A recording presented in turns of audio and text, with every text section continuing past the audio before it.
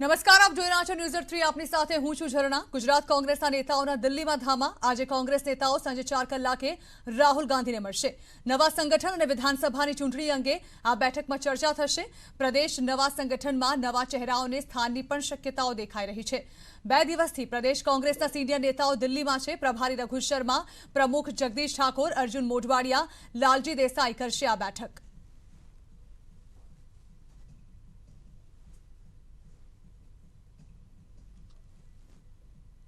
उत्तराखंडના મુખ્યમંત્રીનો શપથ ગ્રહણ સમારોહ આવતીકાલે યોજાશે। આવતીકાલે બપોરે 2:30 કલાકે ભવ્ય શપથ ગ્રહણ સમારોહ યોજાશે। શપથ ગ્રહણમાં પ્રધાનમંત્રી મોદી પણ હાજરી આપશે। ગૃહમંત્રી અમિત શાહ અને યોગી આદિત્યનાથ પણ હાજર રહેશે।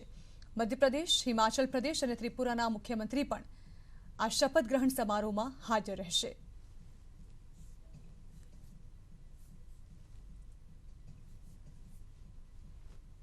વિધાનસભાની ચૂંટણી પહેલા ભાજપ યુવા મોરચો એક્શનમાં આવી ચૂક્યો છે। કમલમમાં યોજાયેલી બેઠકમાં યુવા મોરચાએ જનસંપર્ક માટે મોટું આયોજન કર્યું છે।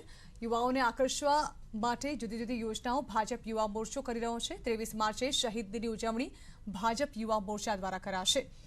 28 માર્ચે બોર્ડની પરીક્ષામાં વિદ્યાર્થીઓને ફૂલ અને પેન આપીને શુભેચ્છા અપાશે। દરેક પરીક્ષા કેન્દ્ર સ્થાન ઉપર જઈને યુવા મોરચાના કાર્યકર્તાઓ એમને શુભેચ્છા આપવાના કાર્યક્રમ કરવાના છે। સાથે આગામી સમયમાં એપ્રિલ મહિનામાં 6 એપ્રિલે ભારતીય જનતા પાર્ટીનો 43મો સ્થાપના દિવસ છે અને એ સ્થાપના દિવસ નિમિત્તે યુવા મોરચા દ્વારા જનસંઘના પાર્ટીના આગેવાનો, પાર્ટીના વરિષ્ઠ આગેવાનોને એમના ઘરે જઈને એમને મળવાનું થાય। એમના ઘરે જઈને એમના વિચારો, એમના સંઘર્ષના દિવસોની વાતો, એમનું વરિષ્ઠ જે પણ આગેવાનો છે એમનું ક્યાંક પૂજન થાય એ પ્રકારના કાર્યક્રમો કરવાના છે।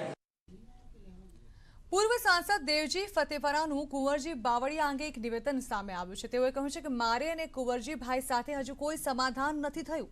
મને નથી લાગતું કે કોઈ સમાધાન થાય તેવી શક્યતા પણ હોય। જે બેઠક બોલાવાઈ છે તેમાં કુંવરજીભાઈ નહીં હાજર હોય। બેઠકમાં કેન્દ્રીય મંત્રી મહેન્દ્ર મુંજપરા પણ બેઠકમાં નહીં હોય। અમારા સમાજના ધારાસભ્યો પણ નહીં હોય। અમારી બેઠકમાં ત્રણેયને નો એન્ટ્રી છે તેવું જણાવ્યું છે કે દેવજી ફતેપરાએ।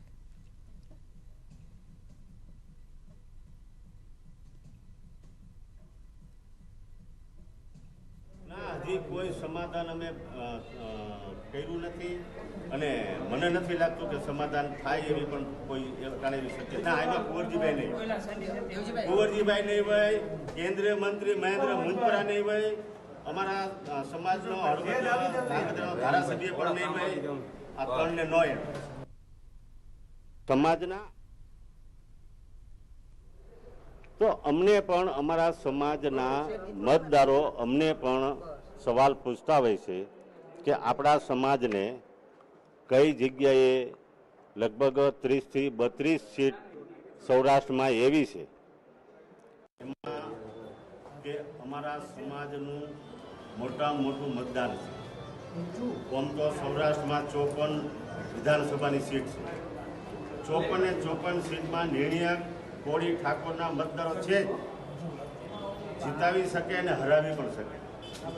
આવનારા દિવસોમાં અમારે અને સમાજને શું નિર્ણય કરવો, શું કરવું એ આવનારા દિવસો હજી તો આપણે કેવું અટાણ બહુ વહેલું છે, પણ સમય આવશે ત્યારે બધું દૂધનું દૂધ